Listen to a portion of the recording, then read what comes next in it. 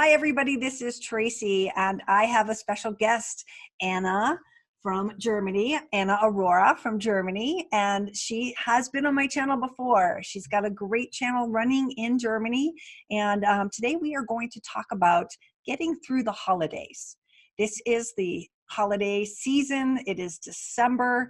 We're just a week or so away from the Christmas holidays, and we want to talk to you about some of the things that narcissists might pull on you and things that might happen and what you should do to help yourself. So welcome, Anna. Let's get started talking today. Hi, Tracy. I'm very much honored. You know that. I'm very happy to be here on your chat. Yay. So we're going to talk about the holidays because I've got some great stories, and I know that you've got some stories as well. And narcissists are very controlling. It's all about control for them, always. And so holidays, vacations, birthdays, all of these things, they don't like them very much because it's very hard for them to be the center of attention when maybe there's children involved and there's Santa Claus and things like that. So they tend to act out and act very badly. Do you have any stories about Christmas? Oh, yes, a lot of. I have, I think from now on, it is about 19 years with various narcissists and various types of narcissists. And there are some borderline somatic narcissists in my life. They have been. I'm free now. And also covert narcissists and more the cerebral narcissists. So various types. But a red line with all these types was that they really crashed any kind of holiday. They crashed celebration of birthdays. They crashed New Year's Eves. They crashed Christmas. They crashed any kind of being together, any kind of get together. They crash that. And they do it with a kind of not previsible situations. You think everything is calm, everything is in peace, and just with a little detail which is not going well for them, which you really don't recognize, but they recognize it, they just have this outbreak. They have this conflict, drama. They do everything to crash the peace of the family get together. And it's really, really bad to live that. You get traumatized, you get shocked. You never get used to it, right? You live it a lot of years, you see it every time, and I did never get used to it. I always was shocked and traumatized, and I always thought, before I learned and studied about cluster B personality disorder, I always thought it is not possible. Why are they doing it? Why are they spoiling any kind of harmony? What is their aim? What is their goal? I didn't understand it. But now you do. Now I do, yeah, because it's what you say. It's about control. It's about a narcissistic supply. It's about energy vampirism. It is to suck out of you all kind of peaceful and nice energy. And when you are breaking down, when you are going to your knees, when you are sitting on the family table with a nice dinner and they crash the situation, then they feel fat, they feel nice, they feel full. And you are on the floor. Exactly. My mother was a narcissist, and they never really had I haven't had a family dinner since I'm 18. So, 40 odd years since we had family occasions. But when I got married and had my child, my parents would be like passing through from like here to there, and they would come and I would invite them to Christmas dinner. And my mother's standard answer was like, why would I want to be with those people? So she couldn't enjoy, like for her grandson and to be there for me. It was deliberate. And then I would be sad because now I was with my husband and his family, and I had no family to be there. And most families, it's a combination family, right? But she would be right there and she would just absolutely refuse to go. And I never understood that until I understood what narcissists are and what they do. And the last man that I was with, I spent 2 Christmases with him. And the first year was the first year for him without his children. And it was also, I had my son, but it was my first year in a little tiny apartment and alone. And it was scary, but I decided I was going to have that holiday and bring all of my friends together. And I had like 12 people in my house coming, and he refused to go for like the first week or two. He just kept saying, I'm not going to go. I'm not going to go. And then at the last minute, he decided to grace us. So it was this sort of like torture of not like, I'm not going to participate. I'm not going to do that. I'm too sad. And then he did come, and he was late. So here I am, and I assumed he was helping me entertain. And he just, he came late. He ignored me. He ignored my son. He ignored helping. Like, other people were jumping up to help me do things. And he was just like this entitled person. And then he started to pout. And pouting was just in this rebellious, I'm not going to talk to anybody. And he sat in the corner. And during dinner, like, we're talking about 12 people, like, put together with a bunch of card tables. And he decided to get up and walk outside. Like, he just left. And like, then, okay, maybe he's sad, but it turns out it was really for attention. Because as soon as he left, everyone was like, oh no, what's wrong with him? Oh no. So when he got back, now everyone was catering to him because he was so distraught. So he stole that attention, and it was really amazing to watch when you think about it. Yeah, it's really a kind of stealing the energy from the whole crew, from the whole group, just by one single person. That is the amazing thing of cluster Bs. I think it is something which you have to see live and in color, how we say in Germany, to believe it, because it is so strange, and it is so antisocial. Yes.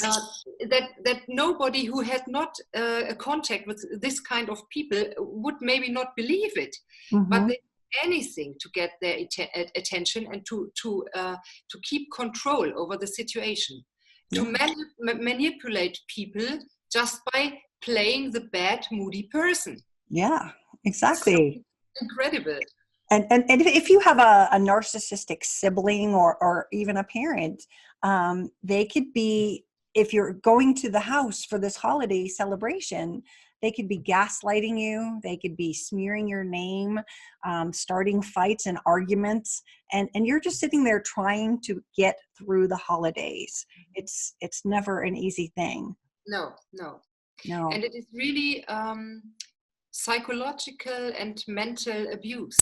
Because it is not many people have very much spare time in during the year, and these very like, it's like diamond if you have spare time, if you have the possibility just to be in your family, and if they destroy it and spoil it, then it is not little, it is really a big thing.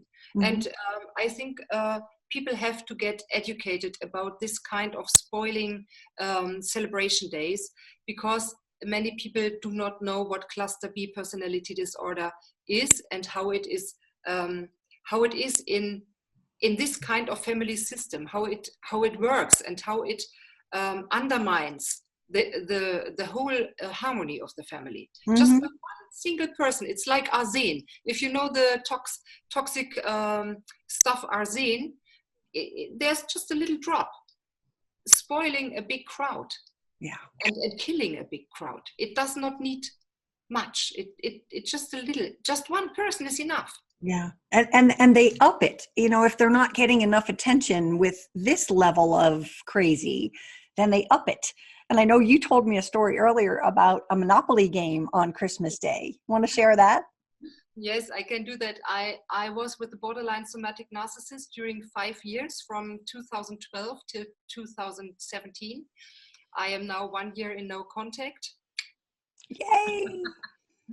And these 5 years, he was not the father of my kids, but these 5 years were really a roller coaster, because the borderline aspect of a cluster B makes it very much like this. Yeah, it's not like a cerebral narcissist or like a covert narcissist. A borderline somatic narcissist is drama queen pure. Yeah, you have just a boom, boom, boom. You don't know where your head is. It's just spinning around, and it is outbursts, and it is idealization and devaluation and yes and no, and it is like a big act. It's like a blockbuster film. Wow. And there was it was during Christmas Eve in 2013. I was with my kids and him in my apartment. We were playing Monopoly, and always, this is also a characteristicum for cluster B. Alcohol is often playing a big role. Yes. So he was starting to drink red wine, and after one bottle of red wine, it was still balanced. But when he drank more than one bottle, when it went to 1.5 bottles, something shifted, something in his mood changed. I knew that already, and I was always afraid, because then I knew I was like tense. It could outburst. And we were playing Monopoly with my kids, and something went wrong with some hotel he bought or something. Very, very little detail. And it was enough to make him explode. It was Christmas Eve, and I think Christmas Eve is something very special. And he was just having his outburst in front of my kids, who were really young at that time, or quite young, too young to live a thing like this. And then he just put this whole Monopoly game and he smashed it on the table, everything fall in pieces, all the money, and it was really terrible. And my little daughter was traumatized, and she stood in front of me, and he was trying to smash me. And my mother wanted to call the police, and he was screaming and shouting. And he was like a wild, I don't know, just a wild. Like an animal. Yes. Yeah. And that was not the only situation, but that was on Christmas Eve. And it made it so horrible, because after that, everybody was completely out of order. It was not possible to get back the family harmony. And I think I am not a cluster B, I don't know, but I guess that he felt better. Wow. You know, because it is all about narcissistic supply. And he released tension. Mm-hmm. He could escape from this terrible family harmony. He could leave. And when he left, he looked for a reason to create drama. And I think when he left, he got back to his stability. You know what I mean? Right. There's this outburst, and then after that, they calm down. And they smash the situation, and then they feel better. Wow. Meanwhile, we all felt terrible. Traumatized. Yeah. Yes. Yeah. In front of kids. They have no boundaries. No boundaries. No concept. I remember my ex-mother-in-law, who I believe is probably psychopath. I think she's way higher than narcissist. But she controlled everything. And we started going on holidays to Argentina for Christmas and New Year's. And she controlled everything. What we wore, where we went, what we ate, everything was out of our control. And this one time we were heading from Buenos Aires to I don't remember where, it Bariloche, and it was a beautiful island vacation we were about to have. And I had sent this teeny little text on Facebook to my friends and said, "Oh, please don't let the airlines go on strike." And my mother-in-law, a cousin saw it, and they didn't want the cousin to know, and I didn't know that. I wasn't in the loop then. And so she punished us. She punished me. And we were heading to this island. We'd traveled all day. It was finally Christmas. And we had this wonderful day planned. We've rented a boat to go fly fishing and a teacher, and she punished me and my family. So her son, my husband, and my son were ordered to stay back at the hotel while we go on the boat. We're not going to have you here. So here we have traveled to be with them for Christmas, traveled across the entire world, and now we're being punished because we did something that she didn't like. It wasn't in her control that I made a Facebook post. And she punished us, and it was torturous. And I just spent the whole day crying, and like, I didn't understand why and how she could act this way. But this is the kind of behaviors that people can expect when they have a narcissist. It's very irrational. You never know what to expect.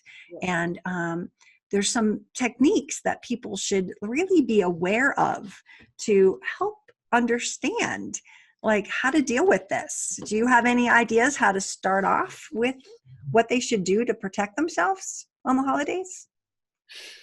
No contact to toxic people. Yeah. And that's always what I say on my channel. I say, if it is possible to avoid any contact with these toxic people, it's the best you can do. It's freedom, it's a good life, it's enjoying. You don't have to be afraid for any kind of explosion. But if it's not possible, then you have to protect your boundaries. I think this is the most important thing, to check the boundaries, to maybe empaths have very much the antennas. They know what is going to happen. We are empaths, and we feel that something is coming, but that is not enough. That cannot protect us. We feel it, and then we have to act before something is happening. We have to be the actors before we are the reactors. Right. I think that is the most important thing, that we can manage with some kind of tools to keep our stability, which is difficult when you handle with cluster Bs. Absolutely. And I think managing your expectations that it's going to be a perfectly rosy holiday. And, that's a good idea. Yeah. Just keep yourself in a place where you're on your guard. Because if we don't prepare and we go into the holidays thinking that mom or dad or psycho brother is going to be normal, then we're fooling ourselves. So we're also not keeping our guard up. So keeping our guard up, and Ross Rosenberg has a saying called observe, don't absorb. And so if they're, being toxic, do the gray rock, walk away. If it's the holidays and it's your brother, walk away. Don't give them any information that might be used against you, right? They might be using this as a very good time to pretend like that they are the good guys. And so you share a little bit about your life, and then suddenly they've got ammunition to use against you. Right. That's true. Really important. But I think it is difficult when you're just imagine this situation, sitting together, having Christmas dinner, and something is going to escalate. Although we as the people that educate others about narcissism and cluster Bs, although we know that this is going to escalate and we know how they behave, even though gray rock is not easy, whilst you're sitting together on a table, it is still touching you. It is still affecting. I think we are not rocks, even though we try it. But it is, at least it's a good idea to remember this word gray rock. Yes. Even though we are not perfect in doing it, but at least we can remember. And after escalating, after that something has escalated, we can talk to people who understand us. Maybe that is also relieving. Yes, absolutely. I think that's really important. And I think, like for you with the kids and the Monopoly board, protect your children. So, that should be, if you've got kids that are going to be in this situation, holidays and Christmas is about children and Yes. family. Yes. But, having them have a memory of having to protect you over a Monopoly board is a trauma for them. And Absolutely. so the more we can do and this will infuriate the narcissist. If you're giving the kids more attention, then they're not the one on top. So, but just honor the children and try to protect them. And if it is a situation where you can keep them away from it, then that by all means do it.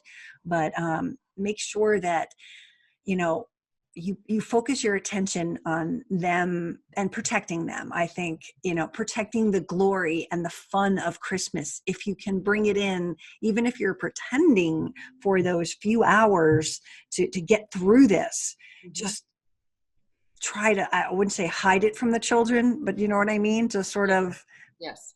protect them. A little bit fake it. Exactly. Fake it till you make it.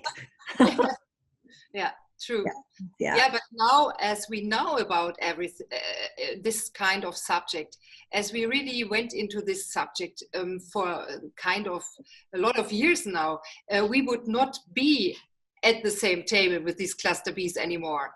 But at that time, when I really didn't know anything about cluster B personality disorder, I was not prepared, I was not protected, I could not protect my children. And that was the point when I really I went into some kind of despair. And after that, a few years later, I started to study about cluster B. And I always say on my channel, information is protection. When you know about it, when you know how they act, and when you can separate from them after you decide that this is not good for me, that this is really toxic, then you can go to a point where you have no more magnetism to these kind of people. And then your celebration days and your holidays are fine. Yeah. After a while. It takes a while for the healing process. Exactly. I have clients and people that are in my support groups that, it's this seesaw back and forth, up and down, where 1 minute there, and this is all around the holidays. It's to ruin your holiday. This is their goal. And so it's like, I hate you, I hate you, I hate you. And then 5 minutes later, I love you, I love you.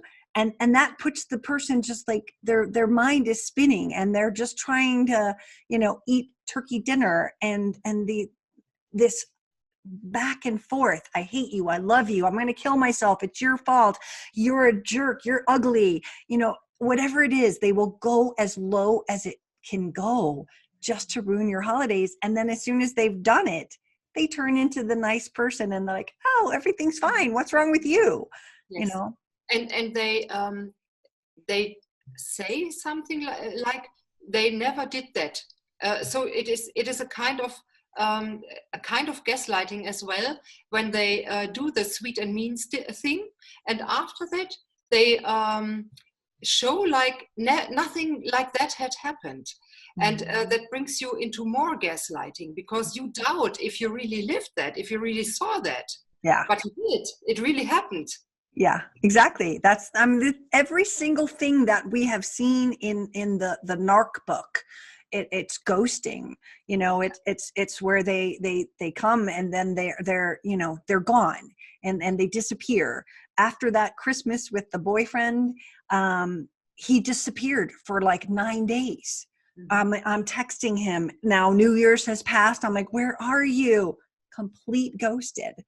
And so ghosting, gaslighting, smearing, everything that we can think of that they can do to traumatize us, they'll just keep pulling it out like it's another card. They'll try this one. It's not getting you down yet. Let's try another card. So that's a good metaphor.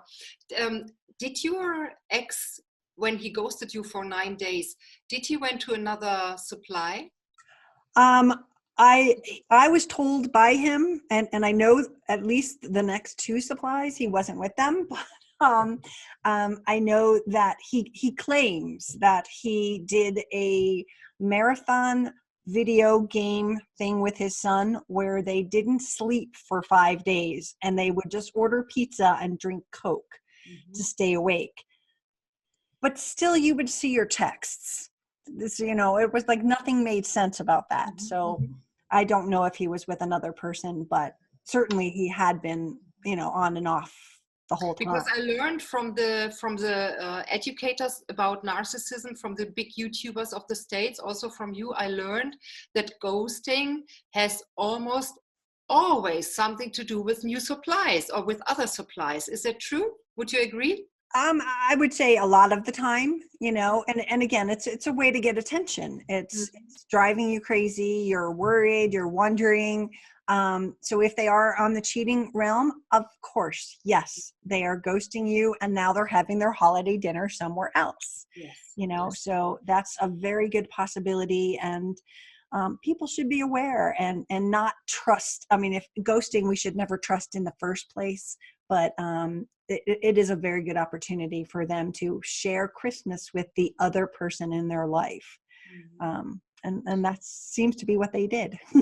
Did you see something or did you see some kind of narcissistic drama also on your birthdays? Have you some kind of did you have some kind Mhm. of experience with this kind of very special day for you, for Tracy? Yes. I never had it with my husband. He was actually really good at birthdays, and he knew how important it was to me. So he didn't mess that up often. But this boyfriend, he would ghost me on my birthday. Always have excuses.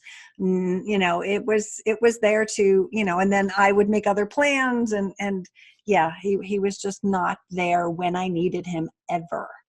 But did Um, you also see some kind of really being spoiled on your birthday, that the day was spoiled, that the day was ruined by some kind of escalation of drama, of arguing, of fight?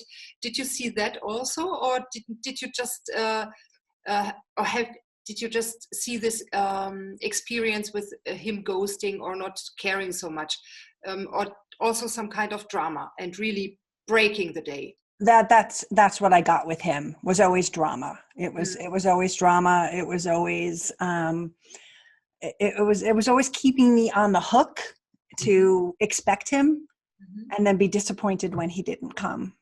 mhm. So yeah. Yeah, I think that is the biggest delusion, that you think to be in a kind of romantic situation with somebody, and after the love bombing, you have this illusion that you are loved by this person. You Mhm. make excuses for all this shit they are doing, especially on the birthday. I had also some experiences like that. On the birthday,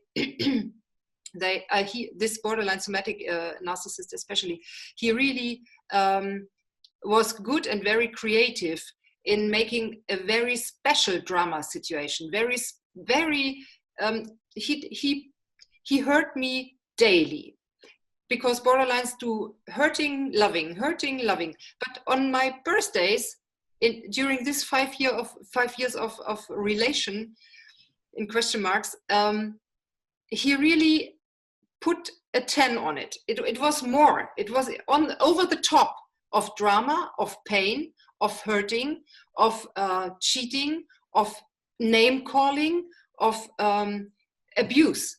It Mhm. was even more on my birthdays. It was especially painful, not only because it was on my birthday, when you are really sensitive and you're vulnerable and you want to be loved. It's your birthday, but especially on that day, he put all the shit on me. And it was 5 years, every year, the same. Yes. See, like that's the question to us, is why did we tolerate this for Mhm. so long? Because now I would tell someone, like, we didn't see it, we didn't know, and I know why we tolerated it, but because we saw that good, we saw the love part would come back, and we go, oh, that's right, and you'd hold on to that thing that you thought they were, but the reality is that's really not them. And Mhm. so it was, they love to ruin holidays no matter what it is. Yeah. Children's birthday parties are one of their specialties, to Mhm. act out, because Mhm. they can't be the center of attention if it's a child's birthday. But if they act a certain way and they manipulate whatever's going on, they can totally ruin a child's birthday party. Yes. So no matter what it is, they will find a way to make themselves more important and have the focus of everyone's attention go on to them. So we just have to tell people to stick it out. And if you've got to be with them, be with them in this very cautious way. Put a bubble around you and get through it. If you can avoid them, definitely don't go, stay home, no contact. And that's especially important. It's hard with family. It's hard to go no contact, because if your mother's the narcissist, but all your siblings and your grandparents and everyone else is going to be there, by walking away from your mother, you're walking away from your entire family, and that makes you feel lonely and sad. And so people they keep trying. But if you can control it when you're in that situation by avoiding that person, and if you've got to be with your grandmother and the other people, be with them. But don't expect the narcissist to be nice. Expect the worst, and don't get surprised. I think that is also always, even if you know very much about cluster Bs, if you really are in the subject, it is still very difficult if you sit in front of your mother or in front of your narcissistic father not to expect a normal and social behavior. It is really difficult because a little part inside of you is always the little child, and is always the wounded child, which hopes for rehabilitation, which wishes that it would be complete one day, it would be healed one day. So when they sit in front of you on a kind of holiday dinner, there is a part of you, we call that the inner team. The inner team has a lot of parts. And one part is called the inner child. And the inner child is waiting for Papa and is waiting for Mama, and is not accepting that there's a cold-hearted entity in front of him.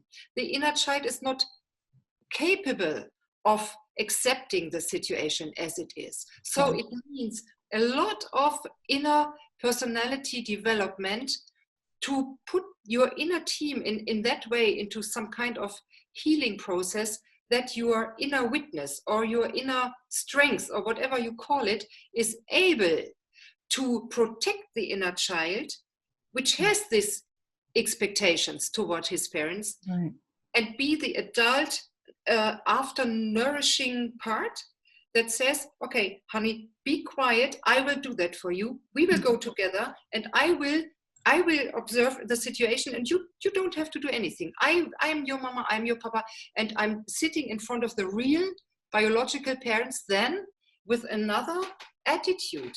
But this is really a long way of healing, and it takes a lot of therapy. It does. Yeah, it is not fast food. You can do it by your mind, but the inner child is doing anything which is in contrary of what you want to do. Oh yeah, absolutely. Inner child.